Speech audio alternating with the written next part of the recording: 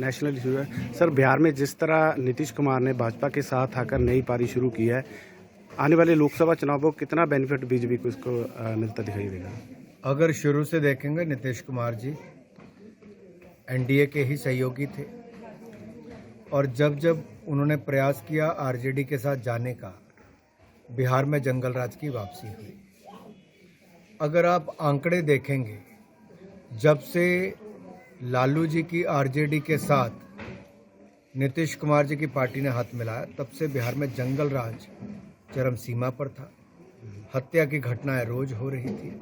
फिर वापस वो जंगल राज का दौर आ गया था और एक बार फिर जब उन्होंने वापसी की है तो हमें सुनिश्चित करेंगे कि बिहार में सुशासन हो, विकास हो, बिहार की लोगों की जो आकांक्षाएं उन पर खरा उतरा जाए। मुझे पूर्ण विश्वास है इस गठबंधन से बिहार के विकास को और बल मिलेगा और जंगल राज से मुक्ति मिलेगी। सर, महागठबंधन लोकसभा चुनाव ने कहा है कि हिमाचल के जो 3 सांसद हैं, आपदा को लेकर इन्होंने केंद्र में जो है अपना अहम जो पक्ष नहीं रखा है। कोई 100 बार झूठ बोले, झूठ झूठ ही रहने वाला है। और दुर्भाग्य यह है हिमाचल प्रदेश का कि जब से कांग्रेस की सरकार आई, इनका रोना बंद नहीं हो रहा। ये पहले दिन से अब तक रो रहे हैं। इनके पार्टी के अंदर इनके कार्यकर्ता रो रहे हैं कि उनकी सुनवाई नहीं हो रही। इनके चुने हुए प्रतिनिधि रो रहे हैं कि उनकी अनदेखी हो रही है और इनके मुखिया कह रहे हैं, वो भी रोने का राग नहीं छोड़ रहे। मैं उदाहरण आपके सामने देना चाहता हूं। मोदी सरकार ने 2700 करोड़ रुपया प्रधानमंत्री ग्रामीण सड़क योजना के अंतर्गत दिया और अब दिया आपदा के समय 16,500 से ज्यादा नए मकान दिए, 5500 अलग दिए, 21,000 से ज्यादा मकान नरेंद्र मोदी जी की सरकार ने पिछले 1 साल में दिए, आपदा में मदद करते हुए दिए, जिसमें 1,30,000 रुपया एक मकान को ग्रामीण तो 1.5 लाख रुपया शहरी क्षेत्रों में मिलेगा। क्या कभी पहले ऐसा हुआ? नहीं, मोदी सरकार ने दिया। मनरेगा में हजारों करोड़ रुपए की मदद उन गांव के लिए, उन घरों के लिए जहां पे डंगे चले गए थे, रास्ते चले गए, उनके लिए बनाने के लिए दिया। इसके अलावा 1762 करोड़ रुपया नकद मदद केंद्र की सरकार की ओर से हुई। अगर ये मदद इनको नजर नहीं आती है तो जितना मर्जी झूठ बोलें, इनके झूठ को लोग विश्वास करने वाले लोग जानते हैं कि नरेंद्र मोदी जी हिमाचल को अपना दूसरा घर मानते हैं। इसलिए उन्होंने लगातार पिछले 10 सालों में एक के बाद दूसरा बड़ा प्रोजेक्ट दिया, चाहे एम्स हो, पीजीआई हो, सेंट्रल यूनिवर्सिटी हो, अन्य बड़े प्रोजेक्ट हो। मेडिकल कॉलेज 6 कर दिए। कहाँ 70 साल में 2 मेडिकल कॉलेज नहीं थे। अब ये कांग्रेस का सर्टिफिकेट तो हमें चाहिए नहीं। दूसरा मैं कहना चाहता हूँ, आपदा तो देश में भी आई थी। कोविड के समय मोदी जी दुनिया में रोने नहीं गए, देश में ही वैक्सीन बनाई, 220 करोड़ वैक्सीन देशवासियों को मुफ्त में लगाई। उस समय कांग्रेस के नेता घरों में बैठे थे और ये कहते थे भारत की वैक्सीन है, ये मत लगवाना। राहुल गांधी जी, अखिलेश यादव जी, सब यही कहते थे।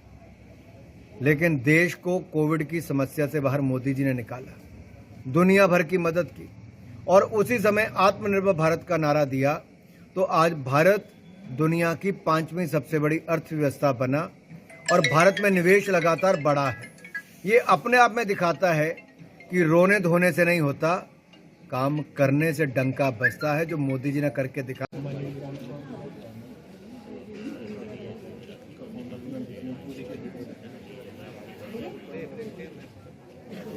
सैनी साहब कितने गए? आओ महाराज, नहीं आओगे तो फोटो थोड़ा लिस्ट में लो, तब तक कितने आगे साइन करा लो, फोन नंबर ले लो। नहीं सीधे आना, बच्चों को हाँ बोलो थोड़ा पीछे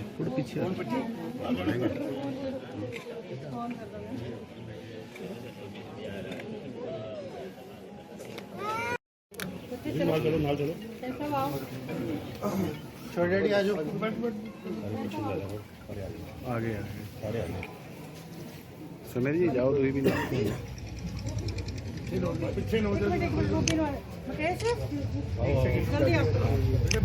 थोड़ा पीछे बस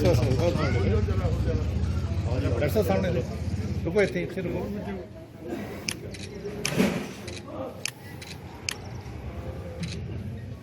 हैप्पी मैरिड लाइफ। बहुत बहुत बधाई हो आपको। ਕਿਹੜਾ ਇਹ ਆਪਾਂ ਆਪਣੇ ਬੰਦੇ ਨੂੰ ਕਹਿ ਰਹੇ ਪਤਾ ਨਹੀਂ ਮੈਨੂੰ ਤੁਸੀਂ ਆਪਣਾ ਕੰਮ ਕਰਕੇ ਨਹੀਂ ਪਤਾ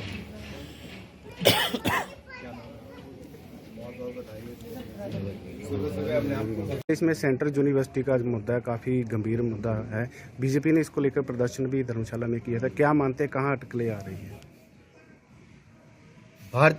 भारत सरकार ने हिमाचल प्रदेश के देहरा धर्मशाला के लिए केंद्रीय विश्वविद्यालय की मंजूरी की और आपको जानकर प्रसन्नता होगी कि जो लगभग 270 से 280 करोड़ रुपया मिलना था उसको भी हमने बढ़ाकर 500 करोड़ रुपये से ज़्यादा किया है ताकि एक बड़ा कैंपस बने, अच्छी यूनिवर्सिटी बने। हिमाचल के लिए बड़ी सौगात नरेंद्र मोदी जी की सरकार ने दी। लेकिन जब जब कांग्रेस की सरकार आई, देहरा धर्मशाला वहाँ की ज़मीनों के लिए इन्होंने 5-5 साल इंतज़ार करवाया, कोई ना कोई रोड़ा उसमें अटकाया है। भारतीय जनता पार्टी की एक ही मांग रही कि दोनों कैंपस बने, देहरा भी बने, धर्मशाला भी बने, मुक्ति मिलेगी। सर, महागठबंधन लोकसभा चुनावों में बीजेपी को टक्कर देने की बात करता था, लेकिन अब महागठबंधन को लेकर आप क्या कहेंगे? देखिए, कांग्रेस अपने सहयोगी दलों के साथ ही न्याय नहीं कर पाई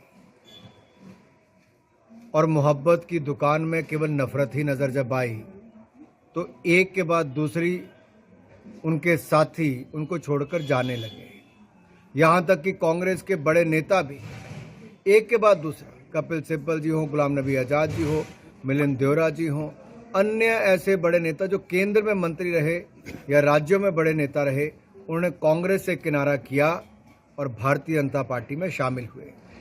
इसी तरह से उनके अपने सहयोगी दल भी अब उनको लग रहा है कि अगर कांग्रेस के साथ रहेंगे तो उनका वोट बैंक ही खिसक जाएगा। चाहे वो ममता बनर्जी जी की बात हो या अब डीएमके ने भी जिस तरह से आंखें दिखाई हैं, एक के बाद दूसरा आप देखिए, महाराष्ट्र से लेकर बाकी जगह भी आपको देखने को मिलेगा कि लोग अब कांग्रेस से किनारा करना शुरू करेंगे। एक के बाद दूसरा दल उनसे पीछा छुड़ा रहा है। और एक बात तो स्पष्ट नजर आई कि बंगाल में अगर ममता बनर्जी जी ने राहुल गांधी जी से मिलने को ही मना कर दिया, समय नहीं दिया, तो गठबंधन है भी कि नहीं, इसके ऊपर प्रश्नचिन्ह खड़े हो रहे हैं।